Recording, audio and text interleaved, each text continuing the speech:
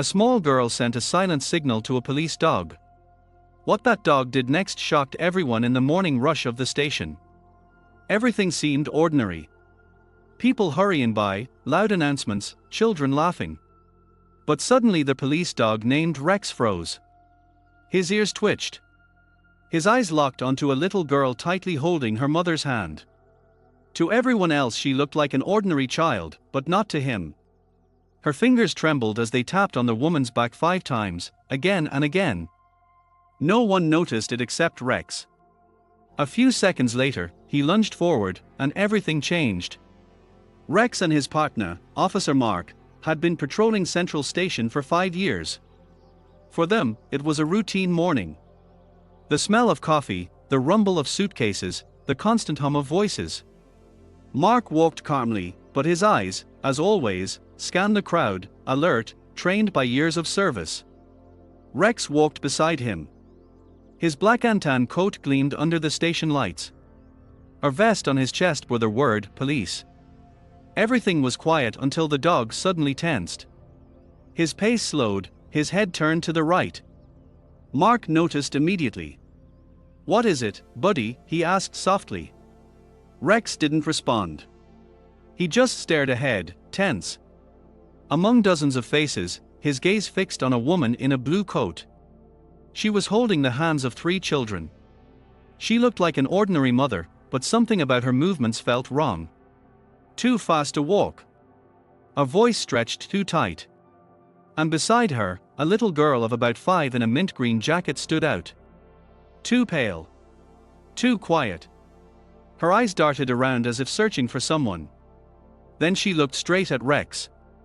Only for a split second, but it was enough. There was desperation in her eyes. Her small hand trembled and tapped the woman's back 5 times. A pause. Then 5 more. Rex froze. His fur bristled. A low, controlled growl escaped him.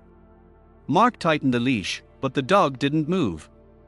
Rex took a step forward, ears pinned back, eyes locked on the girl. The crowd flowed past, unaware. Only Mark understood. His partner sensed something no one else could. And it wasn't a mistake. The crowd moved like a river, endless, loud, faceless. Mark felt Rex stiffen beside him. The leash vibrated with the dog's inattention. "Rex, what do you smell?" Mark murmured. Rex didn't look away from the woman and the child. Mark trusted his partner. Rex had never been wrong, not with explosives, not on searches, not in moments where lives depended on his instincts. Mark understood immediately, this wasn't just odd behavior. This was danger. The woman in the blue coat kept walking as if rushing for a train. She didn't look back, but her shoulders were tight, her steps unnaturally controlled. The girl, on the other hand, seemed to slow down. Her hand shook. At one point she turned, and their eyes met. For a moment, everything else disappeared. Noise. People. Announcements. Only the child's eyes remained, frightened, pleading. "Wait," Mark said, loosening the leash slightly. Rex stepped forward. Then another step. His breathing deepened. His ears sharpened. A faint growl followed, barely audible, a warning. The woman stopped. She turned sharply and smiled, too quickly. "Officer." Her voice wavered. "Is everything all right?" Mark nodded, keeping his tone calm. "Routine patrol, Please don't go just yet." The crowd slowed. People turned. Someone raised a phone to record. Mark felt the stares but kept his focus on the child. The girl clung to the woman, not in fear of the dog, but fear coming from her. "Rex," Mark whispered. "Easy." Rex didn't obey. His body trembled, muscles tight as wire. He knew something was wrong. The woman stepped back, as if trying to leave. Rex growled louder. One sharp bark, and everything froze. The girl flinched, but not in fear. Relief flickered across her face. Her lips moved silently. 2 words. No sound. "Help us." Mark felt cold wash over him. His heart pounded. Rex pulled at the leash, as if knowing there was no time to lose. "It's all right," Mark said aloud, more for the crowd than himself. "We just need to check your documents." "This is ridiculous," the woman shouted. Her voice cracked. "You're frightening my children." Mark stepped closer. "Then show me your bag." "Just a quick check." She clutched it tightly.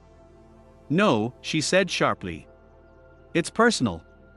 Rex growled again. Mark saw the woman's fingers turn white. The girl whispered something, but her words were lost in the noise. Suddenly Rex lunged forward. Mark barely held the leash. The crowd gasped. "Back! Everyone step back!" Mark shouted. Rex barked loudly, powerfully, demanding the truth.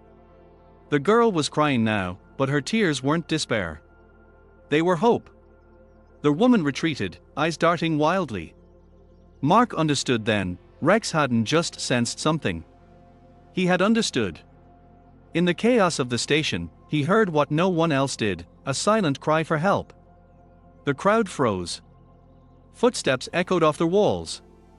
Rex's heavy breathing cut through the air. Mark stood only a few steps from the woman. His hand held the leash, but Rex no longer listened. Instinct had taken over. "I don't understand why you're stopping us," the woman said, forcing calm. "We're just trying to catch a train." "Then you won't mind if I inspect your bag," Mark replied evenly. "That's a violation," she snapped, clutching it to her chest. Rex stepped forward, ears alert, releasing a low warning growl, not aggressive, but firm. The girl lifted her eyes again and made a tiny movement with her hand. 5 light taps on the woman's sleeve. Mark noticed. 5, he whispered. Even the sequence.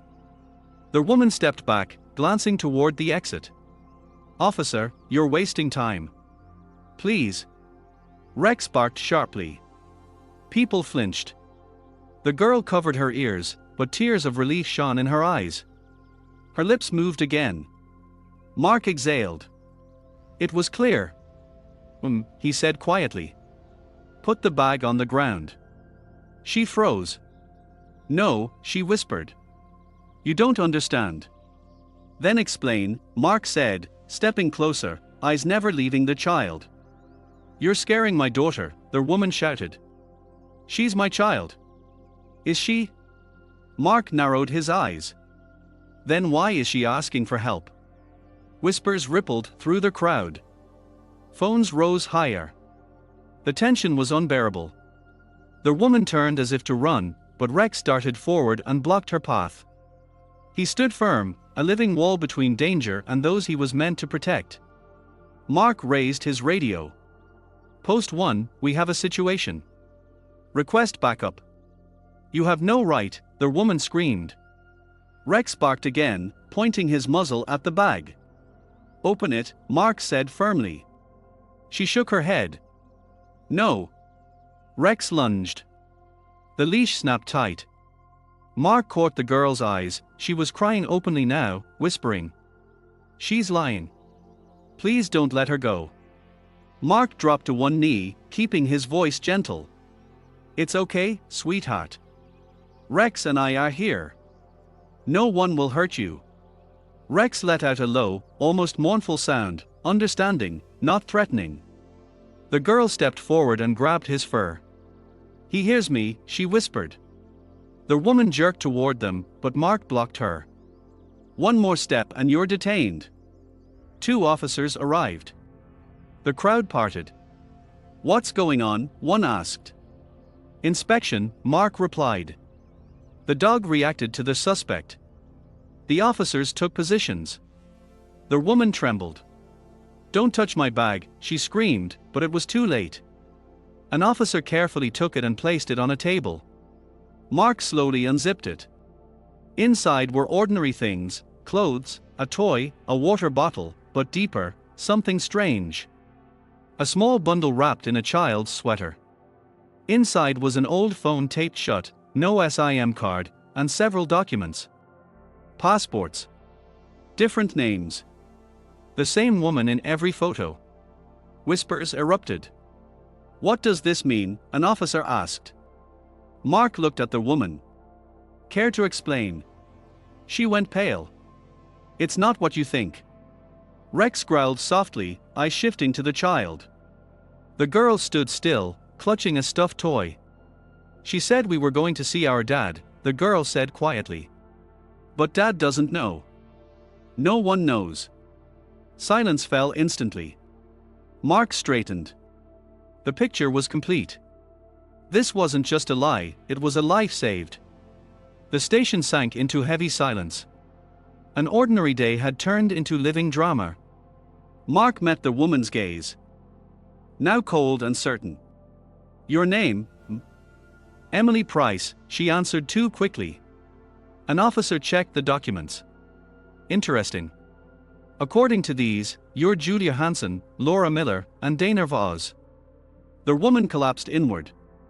"They are not mine," she stammered. Rex growled again, not a threat, but a warning. He sensed her breaking. The girl, Lily, stood beside Mark, hugging her teddy bear. "She said we were going to Dad," she repeated softly. "But we were hidden in the car." The words cut like a blade. "I didn't want to," the woman sobbed. "They made me." "Who?" Mark asked. She stayed silent, shaking. Mark knew this was bigger than fear, a network hiding behind smiles and passports. More officers arrived. One took the woman away. Another handed Mark a folder. "We ran her through the database. Her real name is Dana Voss. Suspected of transporting minors across multiple states. Active warrant." Mark froze. Rex gave a quiet bark. "I knew. They were watching me," the woman cried. "If I refused, they'd kill me." Rex sat between her and the child, calm and steady. The threat wasn't her anymore, it was those behind her. Lily stayed with Mark and Rex. "I was scared no one would hear me," she whispered. "Only he did." Rex gently licked her hand. Hours later, the station was sealed off. Lily sat wrapped in a blanket, Rex's head resting on her knees. Mark spoke with detectives nearby. "She's part of a trafficking ring," the lead investigator said. "Fake documents. Phones without SIM cards. Routes to border warehouses." "How many children?" Mark asked. "At least 8. Maybe more. Thanks to your dog, we were in time." "He feels things we can't explain," Mark replied. When Mark returned, Rex stirred. "Will they find the others?" Lily asked. "They will," Mark said. "We've started." "He's my hero," she said, stroking Rex. That night, a signal from the phone led police to an industrial warehouse. Mark and Rex were first in. 5 children were found, scared, dirty, but alive. This isn't just an operation, Mark realized. It's a miracle. By morning, the city grew quiet. Lily hugged Rex one last time. "I'll never forget you," she whispered. "He hears," Mark said softly. "Always." As the sun rose, Rex lay beside Mark, head on his boot. For a moment, the world felt quiet, honest, and alive. Not all heroes wear uniforms. Not all heroes speak. Some simply listen, and save those no one else can hear.